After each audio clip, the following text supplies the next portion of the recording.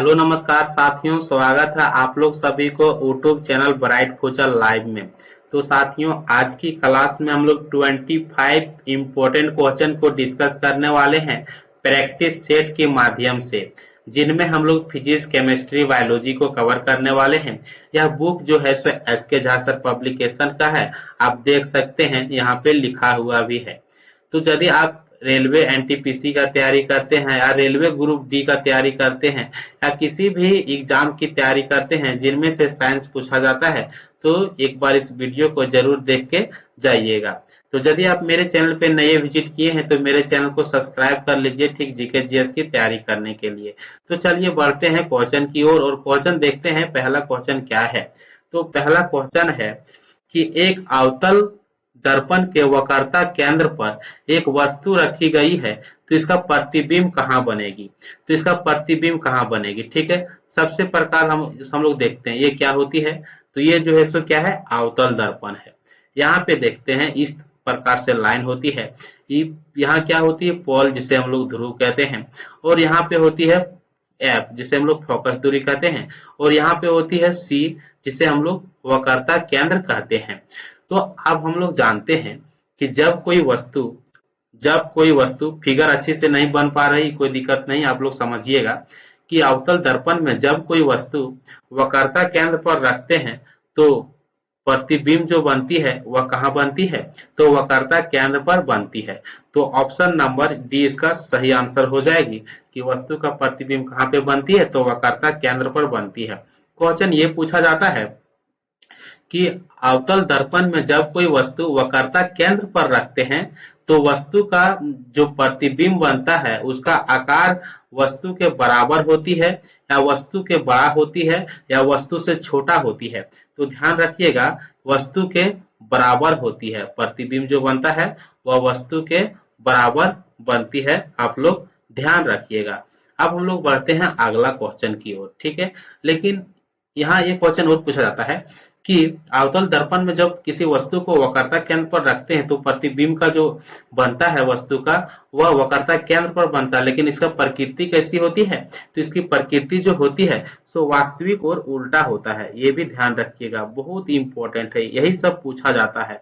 तो जितना भी दर्पण टॉपिक जो है सब महत्वपूर्ण टॉपिक है, इससे जितना भी होती है अच्छी तरह से कवर करना बहुत जरूरी है। अब हम लोग बढ़ते हैं अगला क्वेश्चन की ओर। अगला क्वेश्चन देखने से पहले सबसे पहले इसको इरेज करना पड़ता है। अब हम लोग इसको अच्छी तरह से इरेज कर लिए हैं। अब बढ़ते हैं, देखते हैं अगला क्वेश्चन जो है वह क्या है। तो आप देख सकते हैं अगला क्वेश्चन जो है वह है आभासी और सीधी छवि के लिए दर्पण का आवर्धन होना चाहिए। तो आभासी और सीधी छवि के लिए दर्पण के आवर्धन जो होना चाहिए वह क्या होना चाहिए, आप देख सकते हैं। तो हम लोग जानते हैं कि आभासी और सीधी छवि के लिए दर्पण का आवर्धन जो होती है वह कैसा होती है, तो दर्पण का आवर्धन धनात्मक होती है। आप लोग याद रखिएगा कैसा होती है, तो धनात्मक होती है। तो क्वेश्चन ये पूछा जाता है कि आभासी और सीधी छवि के लिए दर्पण का आवर्धन जो होती है वह कैसा होती है, तो वह धनात्मक होती है। लेकिन अब हम लोग बात करते हैं कि आवर्धन क्षमता जब धनात्मक होती है तब यह क्या बताती है, ठीक है, तब यह क्या बताती है। तो आवर्धन क्षमता जब धनात्मक होती है तब बताती है आभासी और सीधी छवि के लिए, ठीक है। लेकिन क्वेश्चन ये पूछता है कि आवर्धन क्षमता का मान यदि एक है तो ये क्या बताती है, तो आवर्धन क्षमता का मान यदि एक है तो वो बताता है कि वस्तु का आकार जो है सो प्रतिबिंब का आकार वस्तु के आकार के बराबर है, यानी कि एक है तो मतलब एक के बराबर है। तो अब क्वेश्चन ये भी पूछा जाता है कि आवर्धन क्षमता यदि एक से अधिक है तो इसका मतलब क्या होती है, तो इसका मतलब ये होती है कि प्रतिबिंब का आकार जो है वह वस्तु के आकार से बड़ा है। अब क्वेश्चन ये भी पूछता है कि आवर्धन क्षमता यदि एक से छोटा है, इसका मतलब क्या होती है, तो आवर्धन क्षमता यदि एक से छोटा है तो वस्तु का आकार से प्रतिबिंब का आकार जो है वह कम है, यानी कि प्रतिबिंब का आकार वस्तु के आकार से छोटा है। तो आप लोग इसे ध्यान में रखिएगा। तो जितना क्वेश्चन बन सकता था सारे क्वेश्चन को डिस्कस कर दिए। अब हम लोग बढ़ते हैं अगला क्वेश्चन की ओर, और अगला क्वेश्चन क्या है चलिए देखते हैं। अगला क्वेश्चन है सौर पैनल में कौन सी धातु प्रयुक्त की जाती है? तो सौर पैनल में सिलिकॉन धातु का उपयोग किया जाता है, क्योंकि यह अर्धचालक होता है। क्या होती है? क्योंकि यह अर्धचालक होता है। तो आप लोग इसे ध्यान में रखिएगा। अब हम लोग बढ़ते हैं अगला क्वेश्चन की ओर। अब अगला क्वेश्चन क्या है देखते हैं। पानी से हाइड्रोजन को अलग करने को क्या कहा जाता है? तो पानी से हाइड्रोजन को अलग करने के लिए क्या कहा जाता है? तो जब पानी से हम लोग हाइड्रोजन को अलग करते हैं तो उसे विद्युत अपघटन कहते हैं। तो ध्यान में रखिएगा, क्या कहते हैं? विद्युत अपघटन कहते हैं, जो कि बहुत इंपॉर्टेंट है। ठीक है, क्वेश्चन पूछा जाता है पानी से हाइड्रोजन को अलग करना क्या कहलाती है? तो विद्युत अपघटन कहलाती है, विद्युत अपघटन। आप लोग ध्यान में रखिएगा। अब हम लोग बढ़ते हैं अगला क्वेश्चन की ओर। अगला क्वेश्चन जो है वह क्या है? तो चलिए अगला क्वेश्चन की ओर देखते हैं। अगला क्वेश्चन देखने से पहले अब हम लोग डिस्कस तो यहाँ तक कर लिए थे डिस्कस। हम लोग बढ़ते हैं अगला क्वेश्चन की ओर। अगला क्वेश्चन है हम लोग का, निम्नलिखित में से कौन सा कारक वाष्पीकरण की दर को कम करती है? तो ध्यान दीजिएगा, क्वेश्चन पूछा जाता है, बहुत इंपॉर्टेंट क्वेश्चन है ये वाला, कि निम्नलिखित में से कौन सा कारक वाष्पीकरण की दर को कम करता है? तो ध्यान दीजिएगा, यह क्वेश्चन बहुत इंपॉर्टेंट है कि वाष्पीकरण है क्या। तो सबसे पहले समझते हैं वाष्पीकरण है क्या। तो यह एक ऐसी प्रक्रिया है, वाष्पीकरण जो है एक ऐसी प्रक्रिया है, वह क्या करती है, इसका काम ये होती है कि तरल पदार्थ जो होती है वह सीधे किसमें चेंज हो जाता है, यानी कि गैस अवस्था में, यानी कि जो लिक्विड पदार्थ, लिक्विड जो होती है मेटल्स, सो सीधे चेंज हो जाती है गैस अवस्था में। तो इसलिए इसे वाष्पीकरण कहते हैं। और वाष्पीकरण दर को कम कौन करता है? तो आर्द्रता करता है, उसे हम लोग नमी के नाम से भी जानते हैं। तो ऑप्शन नंबर बी इसका सही आंसर हो जाएगा। और आर्द्रता को इंग्लिश में हम लोग क्या कहते हैं? तो ह्यूमिडिटी कहते हैं। क्या कहते हैं? ह्यूमिडिटी कहते हैं। आप लोग इसे ध्यान में रखिएगा। अब हम लोग बढ़ते हैं अगला क्वेश्चन। अगला क्वेश्चन है क्या? तो अगला क्वेश्चन है, परमाणु शब्द को किसने खोजा था? तो परमाणु शब्द को डेमोक्रिटस ने खोजा था। तो इसका आंसर जो होगा सो ऑप्शन नंबर डी के साथ इसका सही आंसर हो जाएगी। अब देखते हैं पिच ब्लेंड। पिच ब्लेंड जो है वह किससे संबंधित है? तो पिच ब्लेंड जो है वह किससे संबंधित है? तो वह संबंधित है यूरेनियम से। और पिच ब्लेंड है क्या? तो बात करते हैं जब पिच ब्लेंड की, तो यह एक रेडियोधर्मी खनिज है। ठीक है, कैसा है? रेडियोधर्मी खनिज है। आप लोग ध्यान रखिएगा, क्वेश्चन पूछेगा कि पिच ब्लेंड क्या है, तो यह एक प्रकार से रेडियोधर्मी खनिज है। और यह किसका अयस्क है? तो यह यूरेनियम का अयस्क है। आप लोग इसे नोट कर लीजिएगा। अब हम लोग बढ़ते हैं अगला क्वेश्चन की ओर। मकड़ियों में कितनी जोड़ी आंखें होती है? ठीक है, तो मकड़ियों में आंखें जो होती है, आंख की संख्या जो होती है वह 8 होती है। तो हम लोग बोल सकते हैं कि 4 जोड़ी होती है। तो ऑप्शन नंबर सी इसका करेक्ट आंसर हो जाता है। अब हम लोग बढ़ते हैं अगला क्वेश्चन की ओर। अगला क्वेश्चन क्या है? चलिए अगला क्वेश्चन समझने से पहले सबसे पहले इसको इरेज कर लेते हैं। अब हम लोग बढ़ते हैं अगला क्वेश्चन की ओर। अगला क्वेश्चन हम लोग यहाँ पे देखते हैं, दिया गया है, कोई वस्तु सतत चाल से गति करती है जब तक उस पर कोई बाहरी, जब तक उस पर ना लगा रहो। ठीक है, ना लगा रहे। तो समझिएगा इसका मतलब क्या हुआ। तो इसका मतलब एक क्वेश्चन जो पूछ रहा है वो पूछ रहा है कोई वस्तु सतत चाल से गति करती रहती है जब तक उस पर कोई बाहरी बल ना लगाया जाए। तो इसका आंसर जो होगा सो ऑप्शन नंबर सी के साथ इसका सही आंसर होगा। अब क्यों, अब ऑप्शन नंबर सी के साथ इसका आंसर कैसे होगा, तो समझिएगा। हम लोग समझने की कोशिश करते हैं। इसका आंसर जो होगा सो ऑप्शन नंबर सी के साथ इसलिए होगा क्योंकि आप न्यूटन का लॉ पढ़े होंगे, यानी न्यूटन का नियम पढ़े होंगे। न्यूटन का नियम का पहला नियम कहता है कि कोई भी वस्तु अपना गति में रहेगी, अपना गति में तब तक रहती है जब तक उस पर कोई बाहरी बल ना लगाया जाता है, ठीक है।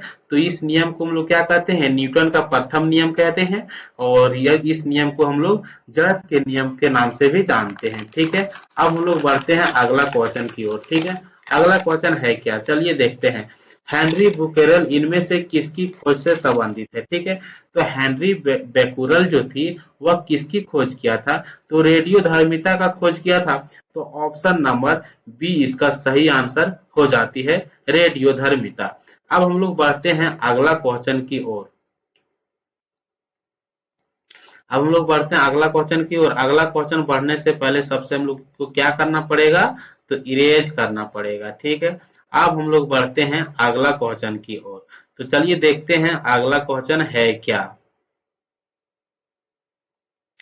अगला क्वेश्चन के लिए अब हम लोग अगली सेट को पकड़ते हैं। अब हम लोग सेट नंबर 12 पर पहुंच चुके हैं। आप देख सकते हैं कितना इंपॉर्टेंट क्वेश्चन है, ठीक है। एक एटमॉस्फेयर बराबर क्या होती है, बहुत इंपॉर्टेंट क्वेश्चन है, एग्जाम में बार बार पूछा जाता है कि एक एटमॉस्फेयर बराबर क्या होती है, बहुत इंपॉर्टेंट क्वेश्चन है। देखिए समझिए, एक एटमॉस्फेयर बराबर जो होती है वह क्या होती है। ये क्वेश्चन इतना इंपॉर्टेंट है कि एग्जाम में ये क्वेश्चन रिपीट होती है। तो देख सकते हैं हम लोग अगला क्वेश्चन। अगला क्वेश्चन इसका ये है कि एक एटमॉस्फेयर बराबर जो होती है सो 1.01 इंटू 10⁵ पास्कल के बराबर होती है। तो इसका आंसर जो होगा सो ऑप्शन नंबर ए के साथ इसका सही आंसर हो जाता है। अब हम लोग बढ़ते हैं अगला क्वेश्चन की ओर। किसको मापने के लिए किसको मापने के लिए अस्टेलागमोमीटर का प्रयोग किया जाता है, ठीक है। तो अस्टेलागमोमीटर का जो प्रयोग किया जाता है वह किसके मापने के लिए किया जाता है, तो पृष्ठ तनाव को मापने के लिए अस्टेलागमोमीटर का प्रयोग किया जाता है। तो ऑप्शन नंबर इसका बी सही आंसर हो जाती है। अब हम लोग बढ़ते हैं अगला क्वेश्चन की ओर। अगला क्वेश्चन क्या है, चलिए देखते हैं। अगला क्वेश्चन क्या है, देखते हैं।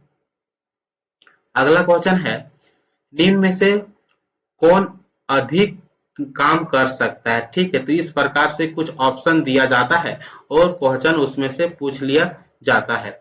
तो यहाँ हम यदि देखते हैं कि एक घूमता हुआ पहिया, बंदूक की एक चलती हुई गोली, गतिशील पत्थर। तो इनमें से क्वेश्चन पूछा जा रहा है कि कौन सा अधिक काम कर सकता है। तो ध्यान दीजिएगा, चलती हुई जो बंदूक जो होती है वह अधिक कार्य करता है, क्योंकि इसमें गतिज ऊर्जा अधिक होती है, जिसकी अपेक्षा दूसरे के माध्यम से ज्यादा काम करती है। तो ऑप्शन नंबर बी इसका सही आंसर हो जाती है। अब हम लोग देखते हैं अगला क्वेश्चन। अगला क्वेश्चन जो है से क्या है, ठीक है। अब अगला क्वेश्चन की ओर हम लोग बढ़ते हैं। अगला क्वेश्चन से को समझने के लिए सबसे पहले क्या करना पड़ेगा, हम लोग को फिगर को हटाना पड़ेगा, नहीं फोटो को हटाना पड़ेगा। तो चलिए यहाँ पे देख लेते हैं।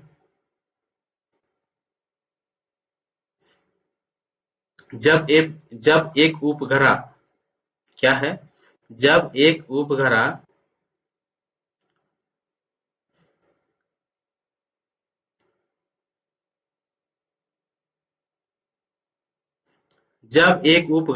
पृथ्वी के चारों ओर 40,000 किलोमीटर त्रिज्या के ग्रह पथ में घूमता है, तो गुरुत्वाकर्षण बल द्वारा किया गया कार्य की गणना कीजिए। तो ध्यान दीजिएगा, यह क्वेश्चन जितना हार्ड यानी जितना घुमा फिरा के पूछा है उतना इम्पोर्टेंट भी है, और यह क्वेश्चन इजी से बनता है, ठीक है। जब एक उपग्रह पृथ्वी के चारों ओर 40,000 किलोमीटर त्रिज्या की ग्रह पथ में घूमता है, तो गुरुत्वाकर्षण बल द्वारा किया गया कार्य जो होता है सो 0 जूल होता है, ध्यान रखिएगा।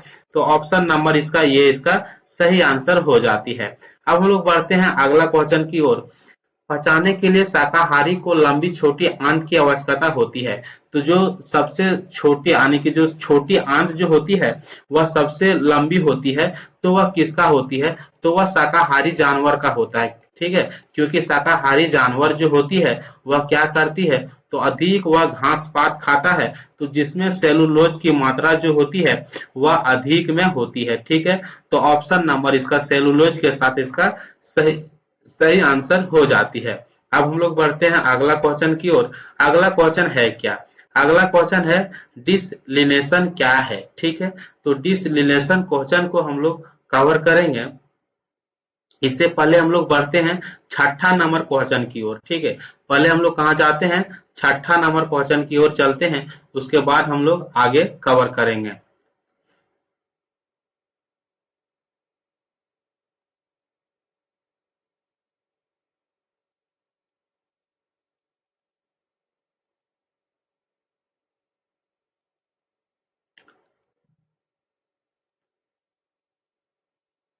आप देख सकते हैं छठा नंबर का जो क्वेश्चन है वह क्या है? तो मानव में भोजन और हवा के लिए समान मार्ग होता है। उससे पहले एक क्वेश्चन और है पांचवा नंबर का, उसको हम लोग डिस्कस करते हैं कि 70 किलोग्राम के भार को उठाने के लिए 9800 जूल की ऊर्जा का प्रयोग किया गया है। तो ऊंचाई तो डैश की ऊंचाई तक उठाया गया है, यानी कि ऊंचाई का मान जो से पूछ रहा है, तो इसको कैसे ज्ञात करेंगे समझिए। हाँ, ऊर्जा जो दिया गया है सो कितना दिया गया है, यानी कि एनर्जी जो दिया गया है वह कितना दिया गया है? तो वह दिया गया है 9800 जूल। ठीक है, यह क्या दिया गया है? एनर्जी दिया गया है, कोई दिक्कत नहीं होना चाहिए। अब इसका जो भार जो दिया गया है यानी कि 70 द्रव्यमान जो दिया गया है वह कितना दिया गया है? तो 70 किलोग्राम दिया गया है। इसमें क्वेश्चन पूछा क्या जा रहा है कि कितना ऊंचाई तक भार उठाया गया है। ठीक है, तो स्थितिज ऊर्जा बराबर क्या होती है? तो स्थिति ऊर्जा बराबर जो होती है सो आप देख सकते हैं कि उसका फॉर्मूला होती है mgh। क्या होती है? mgh जो होती है वह स्थितिज ऊर्जा का फॉर्मूला होती है। ठीक है, तो फॉर्मूला जो होती है स्थितिज ऊर्जा बराबर क्या होती है? mgh। अब हम लोग को कुछ करना नहीं है, इसका मान पुट करना है। तो सबसे पहले ऊर्जा जो हो गया स्थितिज ऊर्जा वह कितना दे दिया गया है? 9800 दे दिया गया है। तो 9800 इक्वल टू कितना हो गया? mgh हो गया। हम लोग को हाइट निकालने बोल रहा है, और गुरुत्वाकर्षण त्वरण का जो मान जो होती है वह कितना होती है? तो 9.8 मीटर पर सेकंड स्क्वायर होती है। तो इसको हम लोग डिवाइड करेंगे किससे? m यानी द्रव्यमान का मान कितना दिया? 70 दिया गया है, और कितना दिया गया है? 9.8। गुरुत्वाकर्षण त्वरण का मान जो होती है सो 9.8 होती है। इसको यदि हम लोग डिवाइडेड करेंगे तो 1498 आ जाएगा। तो इसका आंसर जो होगा सो करीब कितना के यानी कि 14 मीटर, यानी कि 14 मीटर तक का इसका आंसर आ जाएगा। तो ऑप्शन नंबर ये इसका सही आंसर हो जाती है। अब हम लोग देखते हैं अगला क्वेश्चन। अगला क्वेश्चन है क्या? मानव में भोजन और हवा के लिए समान मार्ग क्या होती है? तो मानव में भोजन और हवा के लिए समान मार्ग जो होती है वह एक ही होती है, जिसको हम लोग बोलते हैं ग्रसनी। क्या बोलते हैं? ग्रसनी बोलते हैं, इंग्लिश में बोलते हैं जैसे कि उसे हिंदी में ग्रसनी बोलते हैं। तो ऑप्शन आप देख सकते हैं, ऑप्शन नंबर डी यहाँ पे सही आंसर हो जाता है। अब हम लोग बढ़ते हैं अगला क्वेश्चन की ओर। बड़े परमाणु वाले तत्वों से बने बंध जो होती है वह कैसी होती है? तो ध्यान दीजिएगा, यह क्वेश्चन बहुत पूछा जाता है कि बड़े परमाणु वाले तत्वों से बने बंध जो होती है वह कैसी होती है? तो वह बहुत कमजोर होती है। बहुत कमजोर किस लिए होती है? क्वेश्चन पूछा जाएगा कैसा होता है? बहुत कमजोर होती है। अब बहुत कमजोर जो होती है वह किस लिए होती है? तो वह आपको क्लू निकालना पड़ेगा। तो जो नाभिकीय साझा जो होती है सो इलेक्ट्रॉन प्रभावी ढंग से पकड़ नहीं पाते, यानी कि इलेक्ट्रॉन के नाभिकीय साझा जो होती है सो इलेक्ट्रॉन को अच्छी तरह से पकड़ नहीं पाते हैं, जिसके कारण से वह बंध जो होते हैं बहुत कमजोर होती है। अब हम लोग बढ़ते हैं अगला क्वेश्चन की ओर। अगला क्वेश्चन है क्या? 0 डिग्री सेल्सियस से 10 डिग्री सेल्सियस तापमान बढ़ाने पर आयतन क्या होगा। ठीक है, आयतन क्या होगा। तो इसका क्वेश्चन कुछ इस टाइप से होना चाहिए था कि 0 डिग्री सेल्सियस से 10 डिग्री सेल्सियस तक तापमान बढ़ाने पर पानी का आयतन जो होती है वह क्या होगी। तो पानी का आयतन जो होगी वह पहले घटेगा, वह पहले क्या होगा, घटेगा, फिर क्या होगा, बढ़ेगा। ठीक है, तो ऑप्शन नंबर सी इसका सही आंसर हो जाती है। ऑप्शन नंबर सी इसका सही आंसर हो जाती है। तो आप लोग जरूर बताइएगा और आप लोग भी कमेंट करके बताइए आंसर इसका क्या होगा। अब हम लोग देखते हैं अगला क्वेश्चन। ठीक है, अगला क्वेश्चन भी बहुत ही इंपॉर्टेंट क्वेश्चन है, आप देख सकते हैं। अगला क्वेश्चन क्या है, अगला क्वेश्चन है, अगला क्वेश्चन हमारा ये है कि NH4 ब्रैकेट क्लोज जो है, NH4 bracket close to SO4 के अणु में कितने परमाणु होते हैं। तो इस क्वेश्चन को सॉल्व करने के लिए एक तरीका अपनाइए, और यह क्वेश्चन जो है बहुत बार पूछा गया है कि कितने परमाणु होते हैं, यानी कि इसके रिलेटेड से जितना भी क्वेश्चन बनता है सारी क्वेश्चन को आप सॉल्व कर पाएंगे यदि आपको पता रहेगा तो आप देखिए, चलिए क्वेश्चन के ऊपर फोकस कीजिए और हम लोग देखते हैं यहाँ पे कि कितना। सबसे पहले हम लोग को क्या करना पड़ेगा, इसका फॉर्मूला, जैसे कि आप देख सकते हैं NH4 ब्रैकेट क्लोज, उसके बाद क्या है 2SO4, SO4। आप देख सकते हैं नाइट्रोजन, तो नाइट्रोजन यहाँ पे क्या है, मल्टीपल है। ठीक है, तो नाइट्रोजन यहाँ पे कितना हो गया, 2 हो गया। हाइड्रोजन कितना, 4, और 4 यहाँ गुना करेंगे 2 से कितना हो जाएगा, तो हो जाएगा 8, तो यहाँ पे 8 हो गया। अब देखते हैं सल्फर कितना है, तो सल्फर है 1। ठीक है, अब ऑक्सीजन जो से कितना है, तो आप देख सकते हैं ऑक्सीजन जो से 4 है। तो यहाँ पे आप कुछ इस प्रकार से देख चुके हैं। तो अब हम लोग क्या करेंगे, ऐड करेंगे। ठीक है, हम लोग क्या करेंगे, ऐड करेंगे। जैसे कि नाइट्रोजन कितना हो गया, तो 2 हो गया, नाइट्रोजन 2 हो गया। हाइड्रोजन की संख्या कितना हो गया, तो 8 हो गया। उसके बाद सल्फर की संख्या कितना, 1 है, ऑक्सीजन का 4 हो गया। जब हम लोग इसको ऐड करेंगे तो 8 और 2 कितना होगा, 10 हो जाएगा, 4 कितना हो जाएगा, 14 हो जाएगा, और 1 कितना हो जाएगा, 15 हो जाएगा। तो कुल परमाणु की संख्या जो होगी सो 15 होगी, जो कि ऑप्शन नंबर बी में देखने को मिल रहा है। तो आप लोग ध्यान में रखिएगा। अब हम लोग बढ़ते हैं अगला क्वेश्चन की ओर। ठीक, अगला क्वेश्चन का जो फॉर्मेट जो दिया गया है ठीक इसी प्रकार से दिया गया है। अब देख सकते हैं यहाँ पे क्या पूछ रहा है, यहाँ पे क्वेश्चन पूछ रहा है कि जैसे CA3 PO4 ब्रैकेट क्लॉज और 2 में परमाणु की संख्या जो होगी से कितनी होगी। तो परमाणु की संख्या तो ठीक यहाँ भी इसी तरह से निकालना है। ठीक है, जैसे कि कैल्शियम का कितना हो गया, तो कैल्शियम का 3 हो गया। ठीक है, आप लोग ध्यान दीजिएगा। उसके बाद पी को देखते हैं, तो पी का जो है सो कितना है, तो 2 है, यानी कि फास्फोरस का जो है कितना है, 2 है। उसके बाद ऑक्सीजन का कितना है, तो 8 है। तो 8 है 2 10, और यहाँ पे कितना हो गया, 13 हो गया। तो ऑप्शन नंबर 13 के साथ इसका सही आंसर हो जाएगा, जो कि ऑप्शन नंबर बी में देखने को मिल रहा है। अब हम लोग बढ़ते हैं अगला क्वेश्चन की ओर। अगला क्वेश्चन देखते हैं, बहुत इंपॉर्टेंट क्वेश्चन है। क्वेश्चन क्या है समझिएगा, क्यूप्रस ऑक्साइड में कॉपर की संयुक्ता क्या होगी। बहुत आसान क्वेश्चन है और इस टाइप का क्वेश्चन बहुत इंपॉर्टेंट होती है, तो समझिएगा। ठीक है, क्यूप्रस ऑक्साइड को हम लोग कॉपर ऑक्साइड कहते हैं। इसका फॉर्मूला जो होती है सो Cu2O होती है। तो इसमें क्या पूछ रहा है, क्यूप्रस ऑक्साइड में कॉपर की संयुक्ता कितना होगी। तो कॉपर की संयुक्ता जो होगी वह कितना होगी, तो आप देख सकते हैं कि इसका संयुक्ता जो होगी से 1 होगी। ठीक है, क्यूप्रस ऑक्साइड में कॉपर की संयुक्ता जो होगी सो कितना होगी, तो 1 होगा। आप लोग इसे देख सकते हैं। अब क्वेश्चन ये भी पूछा जाता है कि कॉपर की परमाणु संख्या जो होती है वह कितना होती है। तो कॉपर की परमाणु संख्या जो होती है सो 29 होती है।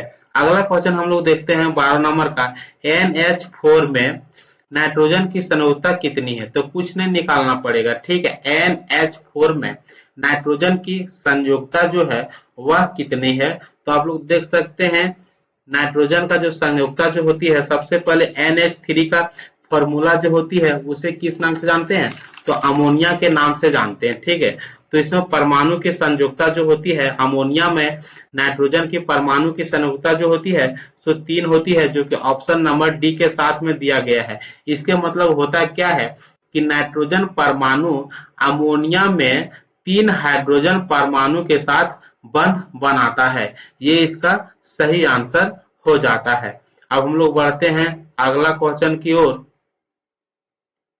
अगला क्वेश्चन हम लोग वहां तो हम लोग देख चुके थे, 13 नंबर का क्वेश्चन तक हम लोग देख चुके थे। तो हम लोग इस तरह से 25 क्वेश्चन को कवर किए। अब हम लोग मिलते हैं नेक्स्ट वीडियो में।